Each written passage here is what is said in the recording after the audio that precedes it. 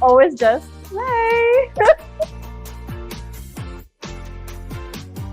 Hi, I'm Marsha. I'm from NUS Law. I'm in my 4th year and I do windsurfing. I started windsurfing sometime in secondary school and I love the speed aspect of the sport. It's very exciting and it's also quite extreme at times. I really enjoy windsurfing and I wanted to share the joy of the sport with the NUS community as well as those on exchange in NUS. And I think it's a great way to keep active and just enjoy the sun and company of like-minded people. I think it's difficult with anything in life.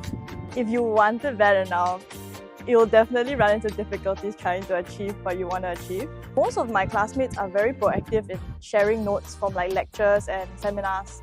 Sometimes when I'm overseas and even if I don't text them or message them and they realize that I'm not around, they would just send the seminar sheet to me or their notes that they've taken during the class. One of the benefits of being a NUS sports scholar is the financial support and the moral support that you're given by the Office of Student Affairs. We also have support given by the school.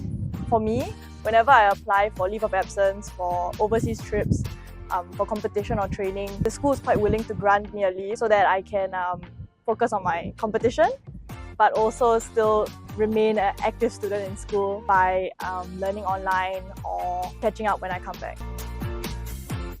You always have to put in the effort and put in the hours to achieve what you want to achieve, and even if you're good at something, you can always be better. So yes, work hard. Besides working hard, you always have to remember